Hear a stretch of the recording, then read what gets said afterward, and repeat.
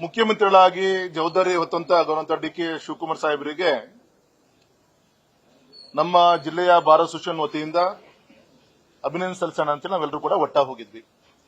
ಮತ್ತು ವಿಶೇಷವಾಗಿ ಈ ಸಂದರ್ಭದಲ್ಲಿ ಶಿವಮೊಗ್ಗದಲ್ಲಿ ಕಳೆದ 15 ವರ್ಷಗಳಿಂದ ನಮ್ಮ ಸೀನಿಯರ್ ಬಾರ್ ಅಸೋಸಿಯೇಷನ್ ಇಂದ ಮೆಂಬರ್ಸ್ಗಳು ಎಲ್ಲರೂ ಕೂಡ ಹೋರಾಟ ಮಾಡ್ತಾ ಇದ್ದಾರೆ.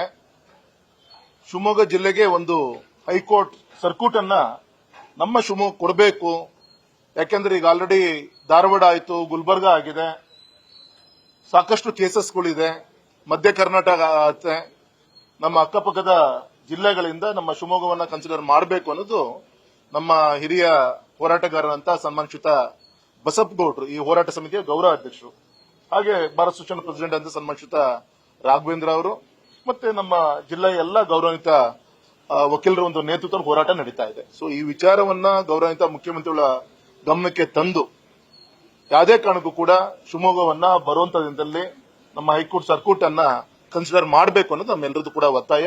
ಆ ದಿಕ್ಕಲ್ಲಿ ನಾವೆಲ್ಲರೂ ಕೂಡ ವಿನಂತಿಯನ್ನ ಮಾಡಿ ಇವತ್ತು ಒಳ್ಳೆ ರೀತಿಯಂತ ಸಮಯವನ್ನು ಕೊಟ್ಟಿದ್ದಾರೆ, ಚರ್ಚೆಯನ್ನು ಕೂಡ ಮಾಡಿದ್ದಾರೆ. ಮೋಸ್ಟ್ಲಿ ಒಂದು ಒಳ್ಳೆ ರೀತಿಯಂತ ಒಂದು ಉತ್ತರ ಬರುವಂತ ದಿನದಲ್ಲಿ ಸಿಗಬಹುದು ಅಂತ ಹೇಳಿ ನಮಗೆ ವಿಶ್ವಾಸ ಇದೆ. ನಿನ್ನೆ ಗೌರವಿತ ರಾಜ್ಯಪಾಲರನ್ನು ಕೂಡ ಭೇಟಿ ಮಾಡಿದ್ವಿ. ಯಾಕೆಂದ್ರೆ ಈ ವಿಚಾರದಲ್ಲಿ ರಾಜ್ಯಪಾಲರಿರ್ಬೋದು, ಗೌರವಿತ ಮುಖ್ಯಮಂತ್ರಿಗಳಿರ್ಬೋದು, ಮತ್ತೆ ಗೌರವಿತ ನ್ಯಾಯಾಧೀಶರಿರ್ಬೋದು, ಇವರೆಲ್ಲರಿಗೂ ಕೂಡ ಒಪಿನಿಯನ್ ಇದರಲ್ಲಿ ಬೇಕಾಗತ್ತೆ. ಹಾಗಾಗಿ ಹೋದ ಬಾರಿ ಗೌರವಿತ ಸಿದ್ದರಾಮಯ್ಯನವರು ಮುಖ್ಯಮಂತ್ರಿಗಳಿದ್ದಾಗ ಇದೇ ನಮ್ಮ ಬಾರ್ ಅಸೋಸಿಯೇಷನ್ ಎಲ್ಲ ಹಿರಿಯರು, ಜಿಲ್ಲಾ ಮಂತ್ರಿಗಳೆಲ್ಲ ಒಟ್ಟಾಗಿ ಸೇರಿ ಅವರಿಗೆ ವಿನಂತಿಯನ್ನು ಕೂಡ ಮಾಡಿದ್ರು. ಚೀಫ್ ಜಸ್ಟಿಸ್ ಹತ್ರ ಕೂಡ ಮಾತಾಡುವಂತ ಪ್ರಯತ್ನಗಳು ಆ ಸಂದರ್ಭದಲ್ಲಿ ಆಗಿತ್ತು. ಹಾಗಾಗಿ ನೂತನ ಮುಖ್ಯಮಂತ್ರಿಗಳು ಕೂಡ ಗಮನಕ್ಕೆ ತರಬೇಕಾದ ನಮ್ಮ ಕರ್ತವ್ಯ. ಆ ದೃಷ್ಟಿಯಿಂದ ಅವರು ವಿನಂತಿಯನ್ನು ಮುಂದಿಟ್ಟಿದ್ರು. ಸರ್, ಈಗ ಕೇಂದ್ರದಲ್ಲಿ ಕ್ಯಾಬಿನೆಟ್ ರಿಶಫಲ್ ಆಗುವಂತ ಸಾಧ್ಯತೆ ಇದೆ. ಸೊ ತಾವು ಕೂಡ ಆಕಾಂಕ್ಷಿನ ಹೇಗೆ ನಡೀತಾ ಇದೆ?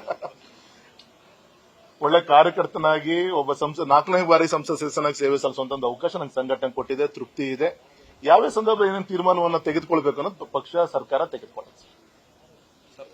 ಇದನ್ನು ಹೊರತುಪಡಿಸಿ ಸರ್, ಈ ಬಿಡದಿ ಭೂ ವಿವಾದ ಇದೆ, ಇದರ ನಡುವೆ ದೇವನಹಳ್ಳಿಯಲ್ಲೂ ಕೂಡ ಒಂದು 2800 ಎಕರೆಯ ಒಂದು ಜಮೀನನ್ನ ಅಕ್ವೈರ್ ಮಾಡಿಕೊಂಡು ಅಲ್ಲೂ ಕೂಡ ಇದು ಮಾಡಬೇಕು ಅಂತಿದೆ.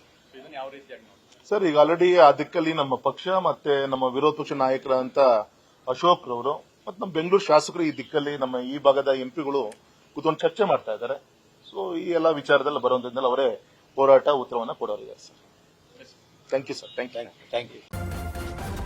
ನ್ಯೂಸ್ ಫಸ್ಟ್ ನಿರ್ಭೀತಿಯಿಂದ ನಿಮ್ಮ ಪರವಾಗಿ.